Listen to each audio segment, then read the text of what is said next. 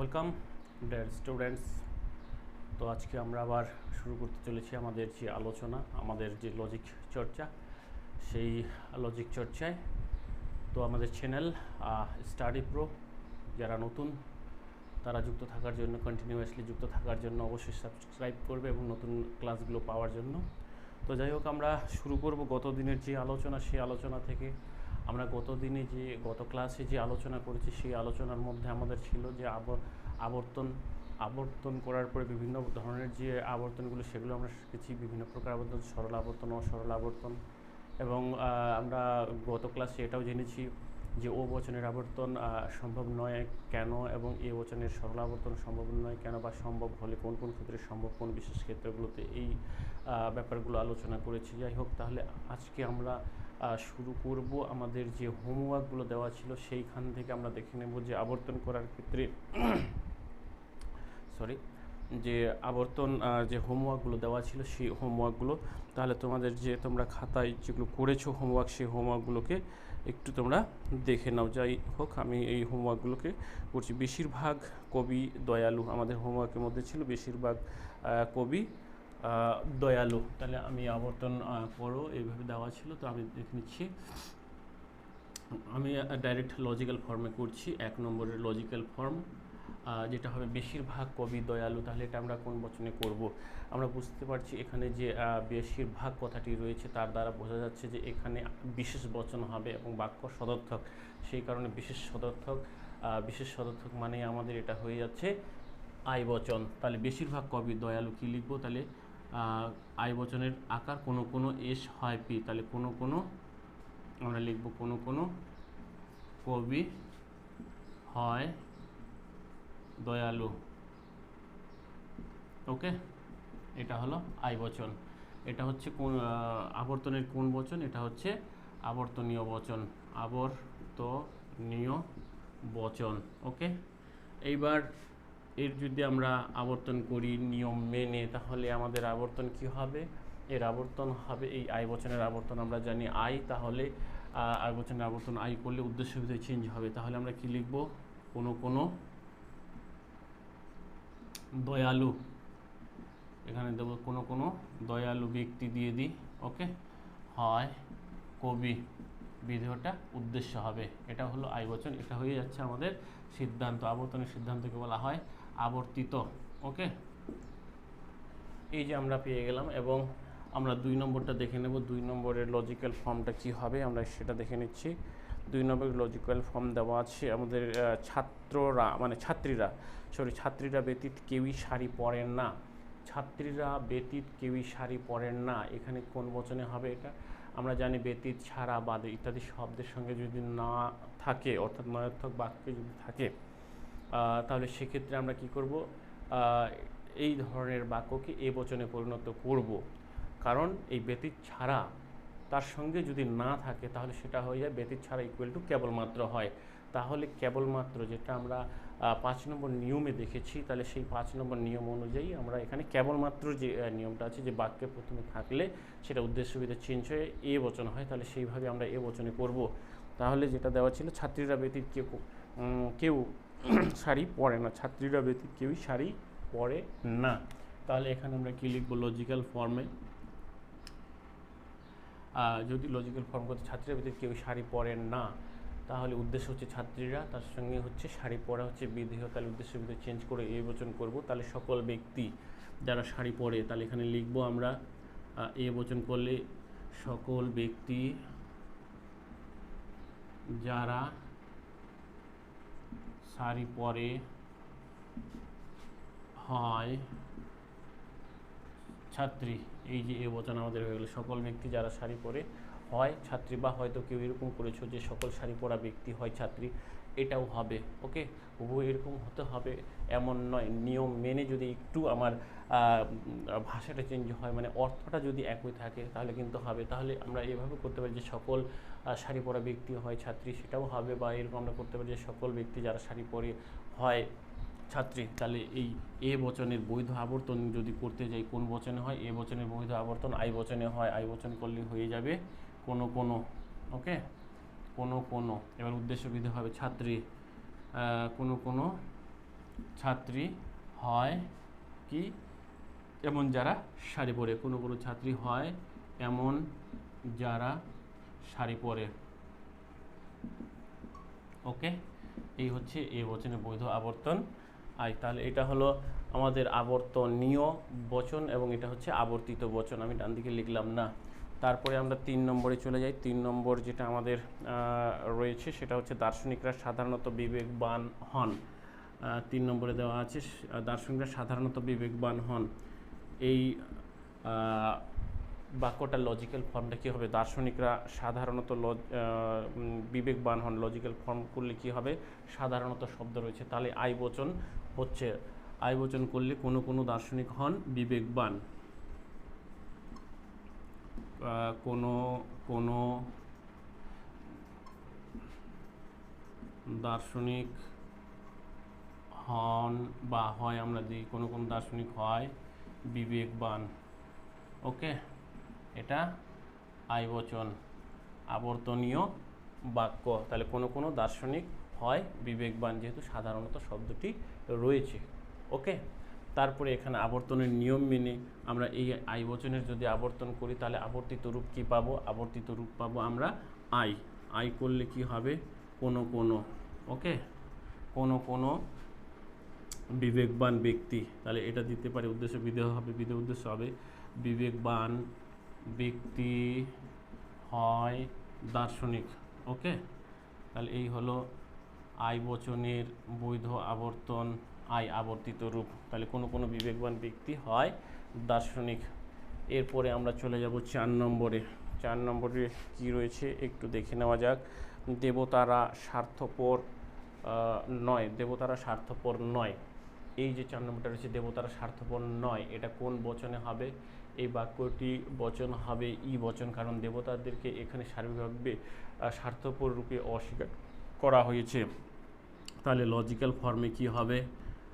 কোনো দেবতা নয়, কোনো দেবতা নয় স্বার্থপর, কোনো দেবতা নয় স্বার্থপর, কোন বচন? ই বচন হলো, কোনো দেবতা নয় স্বার্থপর। ওকে, নিয়ম মেনে, যেটা বাক্য থেকে বচন করার নিয়ম, সেই নিয়ম মেনে আমরা করেছি এটাকে ই বচন করলাম, কোনো দেবতা নয় স্বার্থপর। এইখানে আমাদের চলে আসলো সিদ্ধান্ত, মানে হচ্ছে আবর্তিত বচন, এটা আবর্তনীয় বচন, এটা এবার সিদ্ধান্ত আবর্তিত বচন। ই বচনের বৈধ আবর্তন আমরা ই জানি, ই বচনের বৈধ আবর্তন কি হয়? ই। তাহলে সেইভাবেই আমরা করব। কোনো, এবার স্বার্থপর বিধেয় উদ্দেশ্য হবে কোনো স্বার্থপর ব্যক্তি নয় দেবতা, দেবতা। ওকে, আমরা এইভাবে দিতে পারি যে কোনো স্বার্থপর ব্যক্তি নয় দেবতা। তাহলে ই বচনের বৈধ আবর্তন ই আমরা এইভাবে দেখাতে পারি। ওকে, এবং লাস্ট আমাদের কাছে আর একটি রয়েছে হোমওয়ার্ক, যেটা হচ্ছে একজন ছাড়া সবাই লজিক পারে।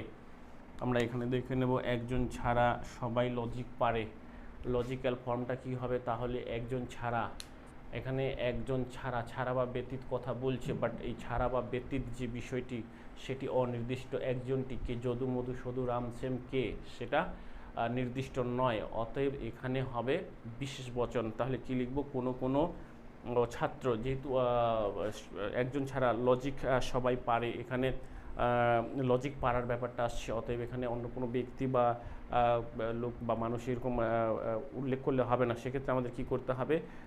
লজিক করার ব্যাপারটি যেহেতু আসছে, তাহলে এখানে স্পষ্টত এখানে শিক্ষার্থীর ব্যাপারটি আসছে। ছাত্র বা ছাত্রী ইন্ডিভিজুয়ালি এভাবে ইন্ডিকেট না করে আমরা কি করব? শিক্ষার্থী করে দেব।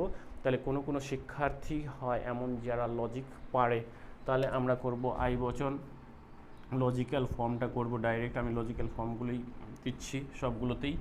তাহলে কি লিখব আমি? কোনো কোনো শিক্ষার্থী হয়, কোনো কোনো শিক্ষার্থী হয় এমন যারা লজিক পারে। ওকে, এটা হলো আই বচন, কোনো কোনো শিক্ষার্থী হয় এমন যারা লজিক পারে। অর্থাৎ এখানে হচ্ছে শিক্ষার্থী উদ্দেশ্য লজিক পারে বিধেয়। এবার আই বচনের এখানে যদি আমি আবর্তন করি, আবর্তন করলে সেটা কি হবে? আই বচনের আবর্তন বৈধ আবর্তন আই হয়। এই আই করতে গেলে হবে কি উদ্দেশ্য বিধেয় চেঞ্জ হবে, অতএব দিয়ে আমি কি করব? আবর্তিত বচনটা হবে।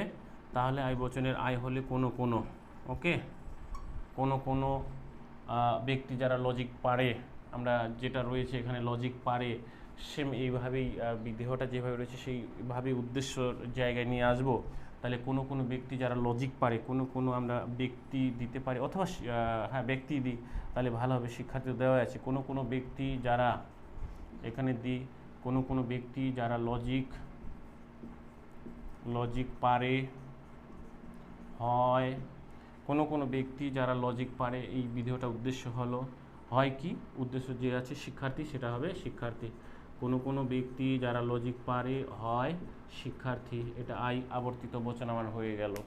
ওকে, তাহলে এই যে হোমওয়ার্কগুলো দেওয়া ছিল, এই হোমওয়ার্কগুলো যাদের খাতার সঙ্গে হোমওয়ার্কগুলো মিলে গেছে তাদের ঠিক আছে, তারা শিখেছো। যারা একটু আধটু ভুল হয়েছে এখান থেকে কারেকশন করে নাও, এবং যারা সেখানে বারবার দেখে এগুলোকে অনুশীলন করার চেষ্টা করো, শেখার চেষ্টা করো, এবং সমস্যা হলে আমার সঙ্গে হোয়াটসঅ্যাপে কন্ট্যাক্ট করো। ওকে, থ্যাংক ইউ। তাহলে আমরা এখন চলে যাব এই অধ্যায় অর্থাৎ আবর্তন প্রক্রিয়া শেষ করে আমাদের যে এই অমাধ্যম অনুমানের যে চতুর্থ অধ্যায় রয়েছে, এই অমাধ্যম অনুমানের চতুর্থ অধ্যায়ের যে আরেকটি পার্ট রয়েছে বিবর্তন, সেই বিবর্তনে আমরা চলে যাই।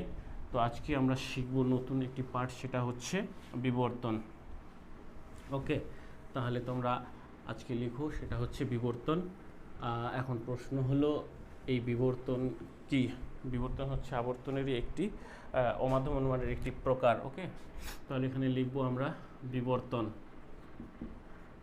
ওকে, আমরা আবর্তন শিখেছি, এবার আমরা শিখব বিবর্তন। অধ্যায় কোনটা? সেই 4 নম্বর অধ্যায়, যেটা আমাদের কি ছিল যে অমাধ্যম অনুমান, সেই অমাধ্যম অনুমানেরই পার্ট এটা হচ্ছে বিবর্তন।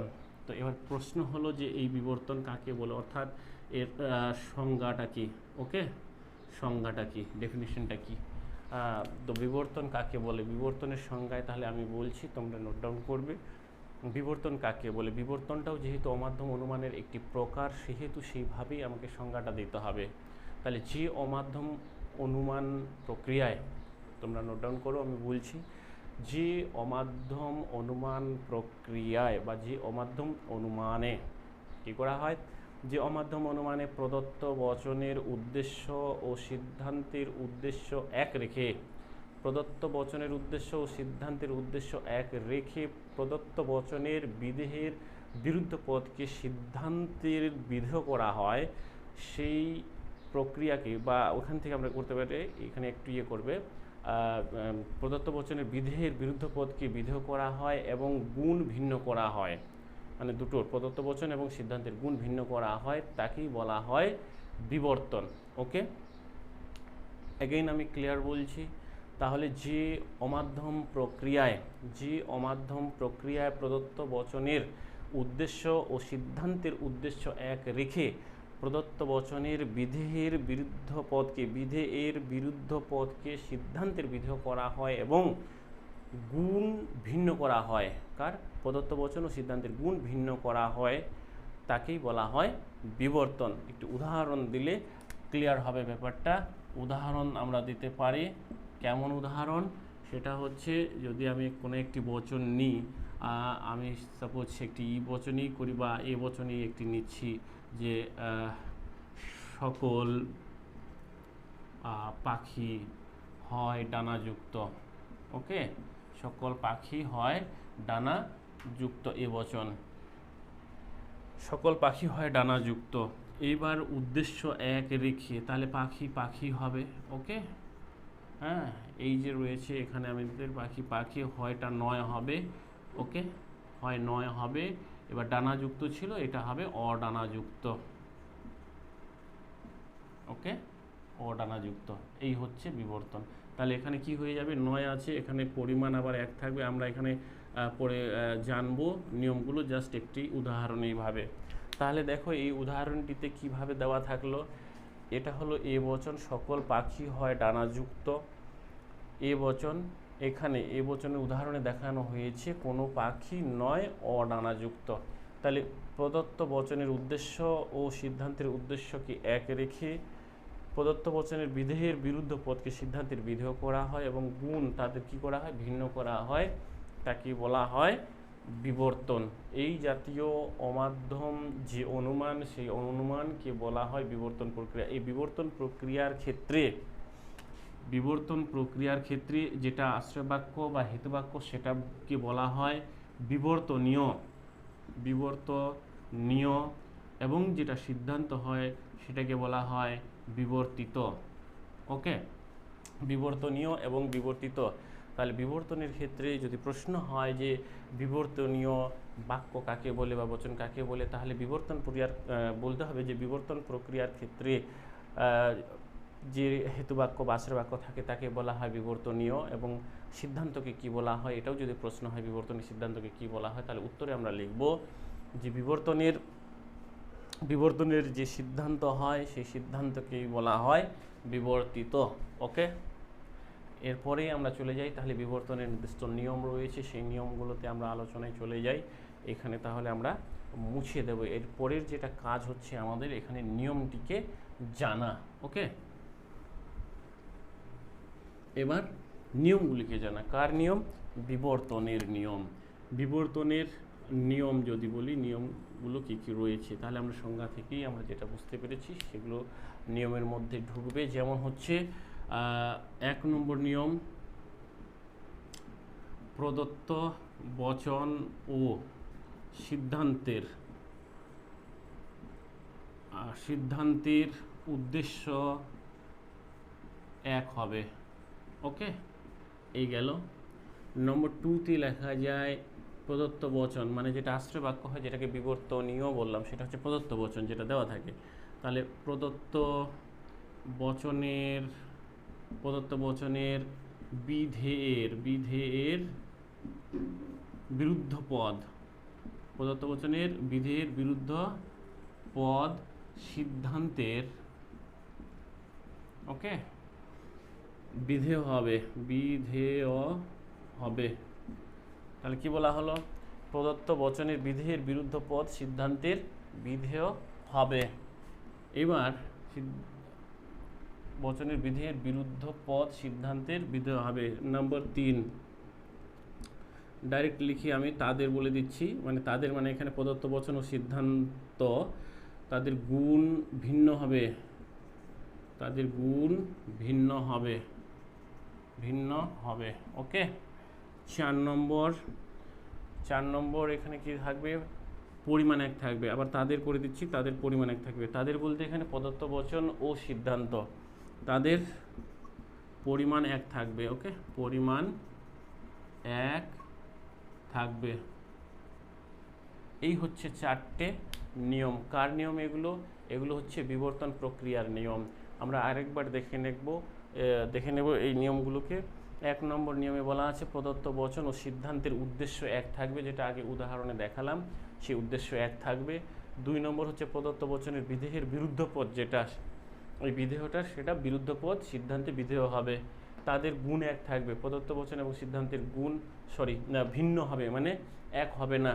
হ্যাঁ, তাদের গুণ ভিন্ন হবে। এবং 4 নম্বর হচ্ছে তাদের পরিমাণটা এক থাকবে, অর্থাৎ আশ্রয়বাক্য যেটা থাকে সেটা যদি সামান্য হয় সিদ্ধান্তটাও সামান্য হবে, আশ্রয়বাক্য বিশেষ হলে সিদ্ধান্তও বিশেষ হবে। যাই হোক, এই নিয়মগুলোর উপরে আমরা বেশ করে এবার আমাদের যে বচনগুলো রয়েছে সেগুলো আমরা বিবর্তন করা শিখব। তার আগে আরেকটা বিষয় যেটা রয়েছে, এখানে বলা আছে যে 2 নম্বর নিয়মে প্রদত্ত বচনের বিধেয়ের বিরুদ্ধ পদ সিদ্ধান্তের বিধেয় হবে। এখন আমাদের জানতে হবে এই বিরুদ্ধ পদ কাকে বলে। জাস্ট এটা একটা নোট ডাউন করবে। বিরুদ্ধ পদ কি? ওকে, বিরুদ্ধ পদ কি এই জায়গাটায় আমি বলবো। বিরুদ্ধ পদ যদি বলতে হয় সংক্ষেপে তাহলে হবে এরকম। বিরুদ্ধ পদ কাকে বলে? এরকম বলা যায়, তোমরা নোট ডাউন করবে যে কোনো পদের সকল বিপরীত পদের কোনো একটি পদের, আমি নির্দিষ্ট করে বলতে পারি, কোনো একটি নির্দিষ্ট পদের সকল বিপরীত পদের সমষ্টিকে বলা হয় সেই পদের বিরুদ্ধ পদ। ওকে, তাহলে কোনো একটি নির্দিষ্ট পদের সকল বিপরীত পদের সমষ্টিকেই বলা হয় সেই পদের বিরুদ্ধ পদ। ওকে, অথবা বলা যায় এইরকম যে বিরুদ্ধ পদ কাকে বলে, তাহলে কোনো পদের যে পরিপূরক পদ সেটাকে বলা হয় বিরুদ্ধ পদ। এভাবেও সংক্ষেপে লেখা যায়। কোনো পদের যে পরিপূরক পদ সেই পদকে বলা হয় তার বিরুদ্ধ পদ। ওকে, তাহলে আমরা সেটাই লিখব, যেটা প্রথমে বললাম সেটা, যার যেটা সুবিধা হয়। ওকে, তাহলে আমি জাস্ট একটি উদাহরণ দিই। উদাহরণ কীরকম দেব, তাহলে একটা নির্দিষ্ট পদ আমি দিই, যেমন মানুষ দিলাম। ওকে, এটা একটি মানুষ নির্দিষ্ট পদ। তাহলে এই যে বলা হয়েছে বিরুদ্ধ পদকে, আমি সংজ্ঞায় প্রথমত বলেছি যে কোনো একটি নির্দিষ্ট পদের সকল বিপরীত পদের সমষ্টিকে বলা হয় সেই পদের বিরুদ্ধ পদ। এই যে মানুষ একটি পদ, এটা একটা নির্দিষ্ট পদ মানুষ। এই মানুষ পদটির বিরুদ্ধ পদ কি? মানুষ পদটির সকল বিপরীত পদের সমষ্টি। তো মানুষ পদের যে বিপরীত পদ, এই বিপরীত পদগুলো কি রয়েছে? বিপরীত পদ যদি ধরি আমি, অনেক কিছুই রয়েছে। মানুষের বিপরীতে রয়েছে গরু, গাধা, বাড়ি ঘর থেকে চেয়ার, টেবিল, ফ্যান, আলো, জল, অনেক কিছুই রয়েছে। এগুলো হচ্ছে সবই বিপরীত। ওকে, মানুষের বিপরীত। এই সবগুলোকেই যখন একটি পদ দ্বারা বোঝাবে তখন সেই পদটাকে বলা হবে এই মানুষ পদটির বিরুদ্ধ পদ। তাহলে সেটা কিভাবে তৈরি করা হয়? সাধারণত এই সব কিছুকেই বোঝাবে এমন একটি পদ হচ্ছে এই মানুষ পদের সামনে যদি অযুক্ত করি, অর্থাৎ অমানুষ, অর্থাৎ সেগুলো মানুষ নয়, সবই হচ্ছে সেগুলো অমানুষ, তাহলে সেটা হয়ে যায় মানুষ পদের বিরুদ্ধ পদ। অর্থাৎ এই মানুষ পদের বিরুদ্ধ পদ হলো অমানুষ। তাহলে সংক্ষেপে বলা যায় বিরুদ্ধ পদ কিভাবে তৈরি করা হয়। কোনো পদের কোনো জটিল নয় এটা, যে কোনো মূল পদের সামনে কি অযুক্ত করলেই, কোনো মূল পদের সামনে অযুক্ত করলেই সেই পদের বিরুদ্ধ পদ তৈরি হয়ে যায়। যেমন আমি যদি বলি যে গরু শব্দের বিরুদ্ধ পদ কি হবে? গরু শব্দের বিরুদ্ধ পদ অযুক্ত করলেই অগরু হয়ে যাবে, ছাগল অছাগল হয়ে যাবে, মানুষ অমানুষ। এই ধরনের কবি অকবি, দার্শনিক অদার্শনিক, বিজ্ঞানী অবিজ্ঞানী, শিক্ষক অশিক্ষক। তাহলে কোনো পদের বিরুদ্ধ পদ তৈরি করতে হয় সাধারণত সেই পদের সামনে অযুক্ত করলেই কিন্তু তার বিরুদ্ধ পদ তৈরি হয়ে যায়। অর্থাৎ এই মানুষ পদটি যারা যে বিষয়কে বোঝায়, যে নির্দিষ্ট বিষয় বস্তুকে বোঝায়, সেটি বাদে আর বাকি সমস্ত কিছুকে যে পদটি দ্বারা বোঝায় সেই পদকেই বলা হয় সেই নির্দিষ্ট পদটির বিরুদ্ধ পদ। এটাও আমরা বলতে পারি। ওকে, তাহলে এই মানুষ পদটি এ টু জেড যে মানুষগুলোকে নির্দেশ করছে সেই নির্দিষ্ট বিষয়বস্তু বাদে আর অন্য পদটি দ্বারা যা সমস্ত কিছুকে নির্দেশ করে সেই পদটিকেই বলা হয় ওই মানুষ পদটির বিরুদ্ধ পদ। অর্থাৎ এদিকে যা কিছু আছে সবগুলোই অমানুষ, অর্থাৎ এই অমানুষ পদটি হলো মানুষ পদের বিরুদ্ধ পদ। এইভাবে বিরুদ্ধ পদ আশা করি বোঝাতে পেরেছি। তাহলে বিরুদ্ধ পদ কিছু নয়, খুব টাফ নয়, খুব সোজা।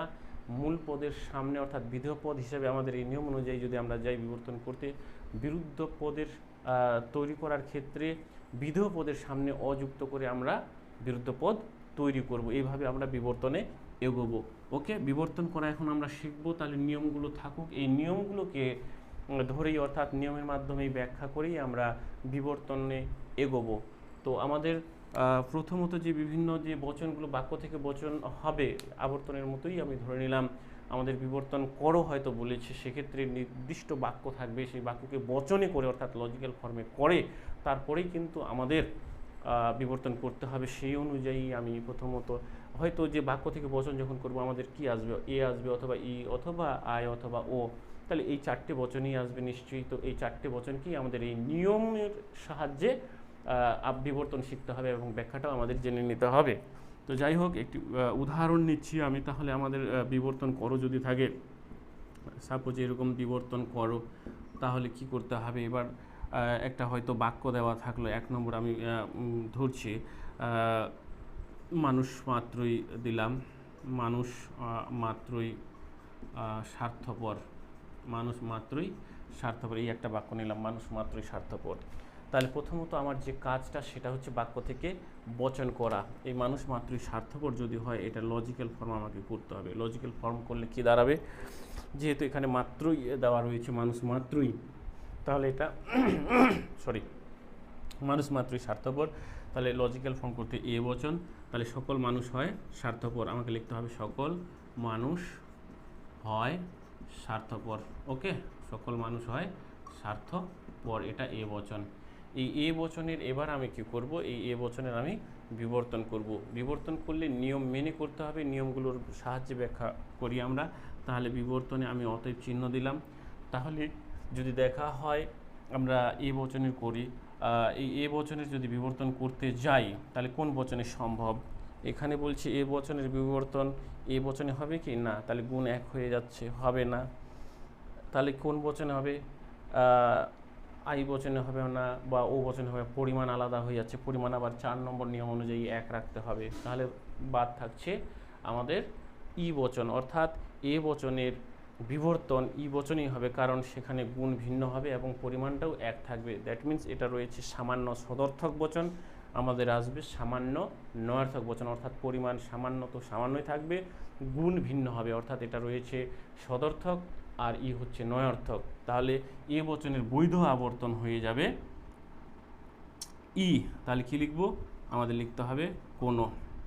ওকে, কোনো মানুষ, উদ্দেশ্য যেহেতু একই বলেছে একই থাকবে, কোনো মানুষ নয়, এই যে হয় ছিল নয় হবে, গুণ ভিন্ন হবে, আমাদের দেওয়া আছে 3 নম্বরে গুণ ভিন্ন। তাহলে কোনো মানুষ নয় কি বিধেয় পদের বিরুদ্ধ পদ 2 নম্বর নিয়ম অনুযায়ী যেটা দেওয়া আছে, বিধেয়ের বিরুদ্ধ পদ, এখানে স্বার্থপর আছে, তাহলে কি হবে অস্বার্থপর। কোনো মানুষ নয় অস্বার্থপর, আমরা লিখব অস্বার্থপর। ওকে, এই হলো এটা বিবর্তনকার এ বচনের। তাহলে এটা হলো বিবর্তনীয় বচন, বিবর্তনীয় বাক্য বা বিবর্তনীয় বচন, যেটা আশ্রয় বাক্য এবং সিদ্ধান্ত বিবর্তনের হলো সেটাকে বলা হয় কি বিবর্তিত বচন। তাহলে এ বচনের বৈধ বিবর্তন ই অন্য বচনে সম্ভব নয়, সেটা কি হবে, নিয়ম লঙ্ঘিত হবে। ওকে, তাহলে এটা মুছে দিই, এরপরে চলে যাই আরেকটি বচন, আরেকটি বাক্য নিই, সেটা 2 নম্বর হবে। 2 নম্বরের ক্ষেত্রে নিয়ে আমরা যে মানুষ অমর নয়, যদি এরকম হয় মানুষ মানুষ নয়, অমর নয় দিচ্ছি না, তাহলে কোনো মানুষ নয়, মানুষ নয় অসৎ, মানুষ অসৎ নয়, এইরকম কিছু, মানুষ অসৎ নয়, অসৎ নয়, এইভাবে দিচ্ছি একটু বোঝানোর সুবিধার্থে। মানুষ অসৎ নয়, বা এরকমও দেওয়া যায় যে অসৎ মানুষ নেই, এরকমও যদি থাকে, মানুষ অসৎ নয়। এই ধরনের বাক্যকে আমরা কিভাবে লজিক্যাল ফর্মে করব এবং তার সঙ্গে বিবর্তনটা করব আমরা এখানে দেখে নেব। তাহলে আমাদের প্রথম কাজ যেটা হচ্ছে লজিক্যাল ফর্ম করা, লজিক্যাল ফর্ম আমাকে করতেই হবে। তাহলে এটা ই বচন হবে, তাহলে কি লিখব, ই বচন কোনো মানুষ নয় অসৎ, তাহলে আমি লিখব কোনো মানুষ নয় অসৎ। ওকে, অসৎ, এইটা হলো আমার ই বচন। তাহলে আমার বাক্য থেকে যে বচন অর্থাৎ লজিক্যাল ফর্ম আমি পেয়ে গেলাম যে কোনো মানুষ নয় অসৎ, আমি এখানে বসিয়ে দিলাম কোনো মানুষ নয় অসৎ। এরপরে আমার যেটা কাজ থাকছে সেই কাজটা কি, এটাকে বিবর্তন করা, অর্থাৎ নিয়ম মেনে যদি বিবর্তন করতে হয়।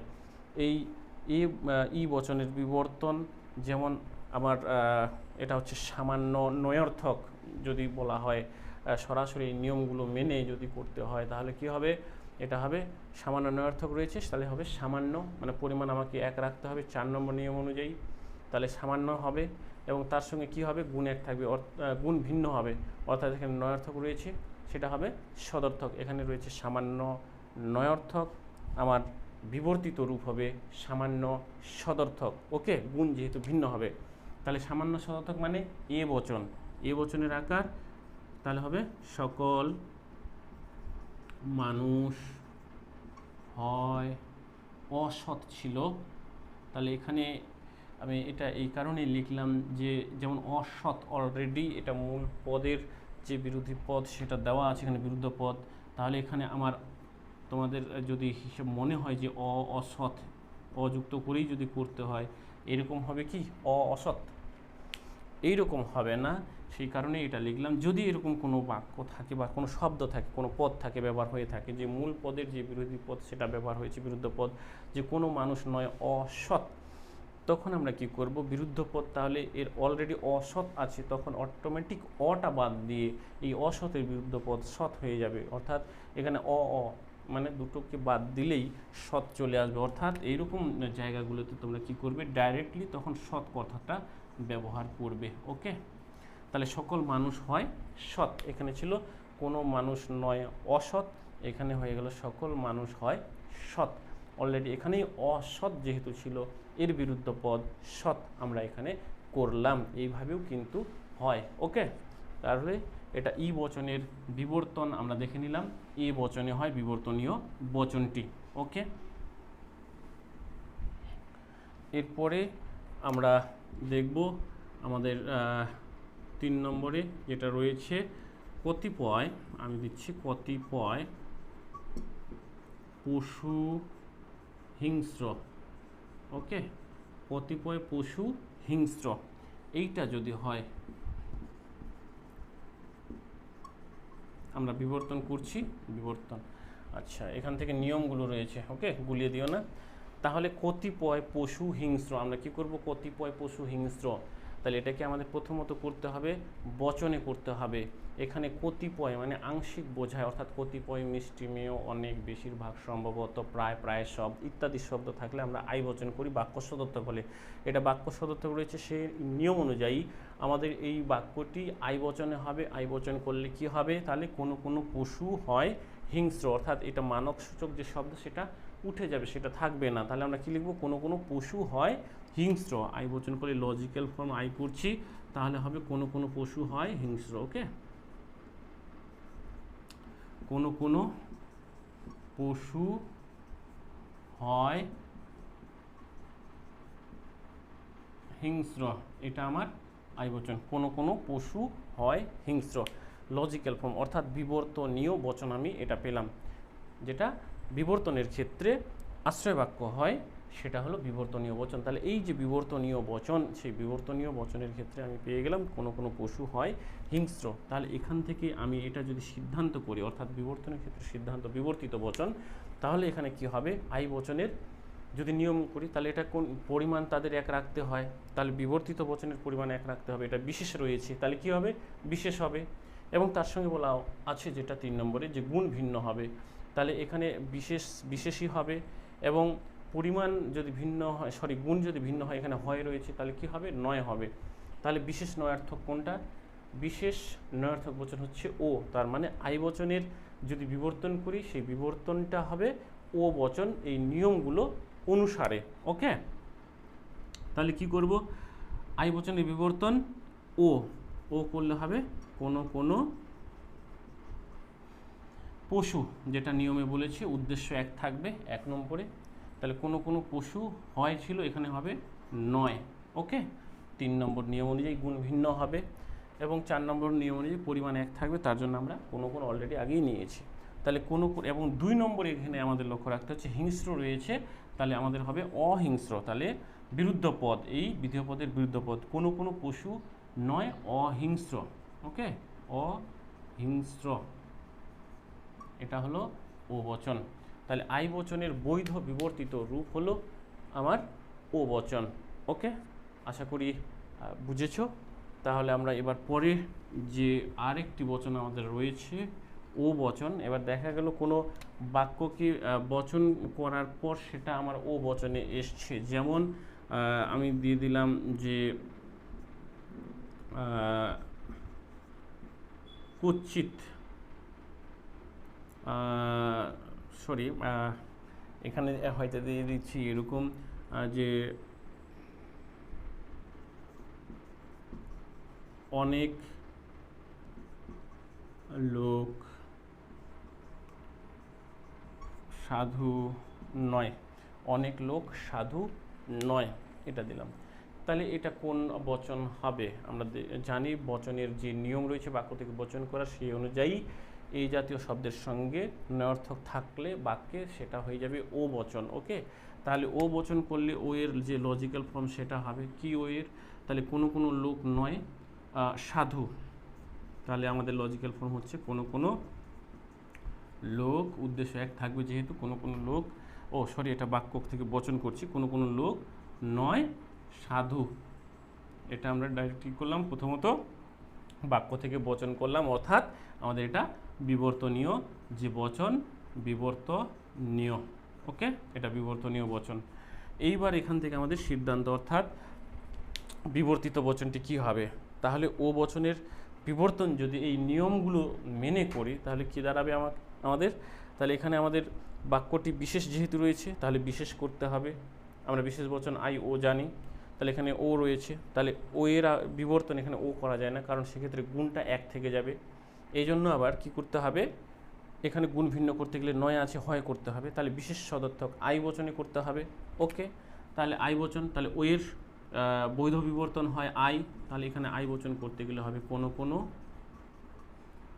লোক, উদ্দেশ্য এক থাকবে, কোনো লোক হয়, গুণ ভিন্ন করলাম, সাধু ছিল, বিরুদ্ধ পদ অসাধু হবে। ওকে, অসাধু।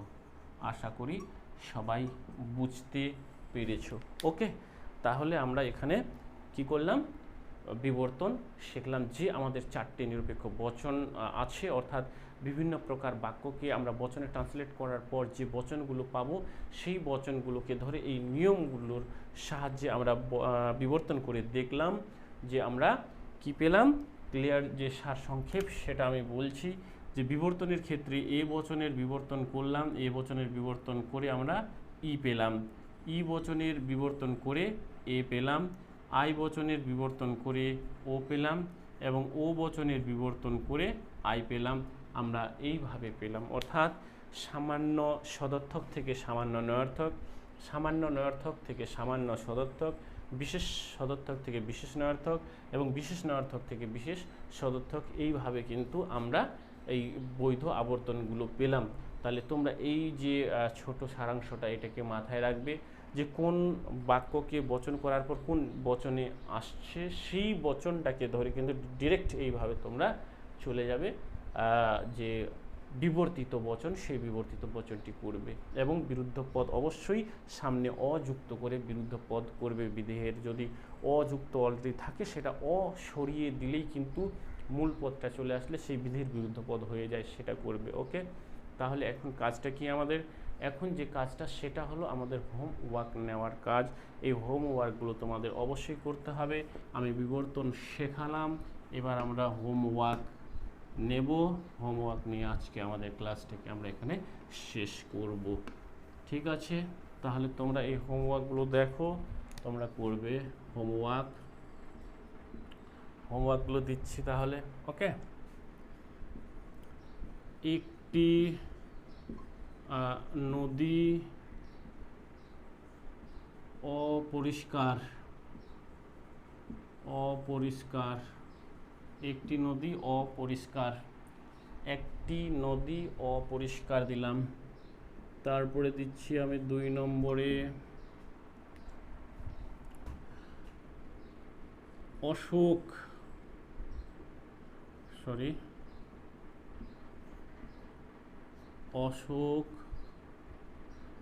কলিঙ্গ জয় করেছিলেন।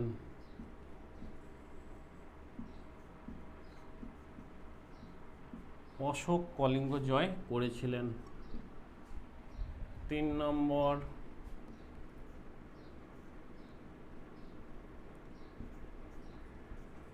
বলরাম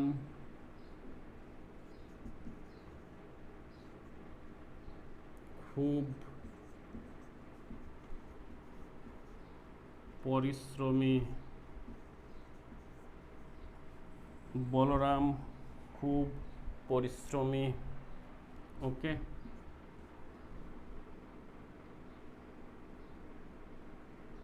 4 নম্বর বলরাম খুব পরিশ্রমী। 4 নম্বরে আমরা দিই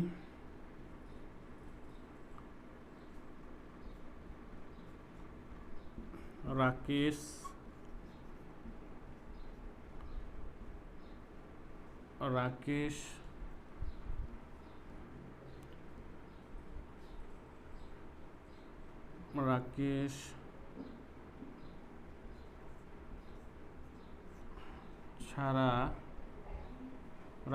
ছাড়া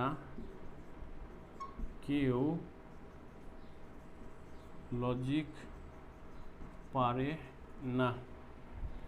রাকেশ ছাড়া কেউ লজিক পারে না। এইখানে দিচ্ছি তাহলে 5 নম্বর,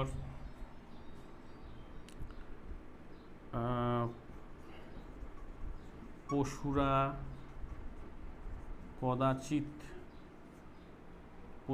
কদাচিৎ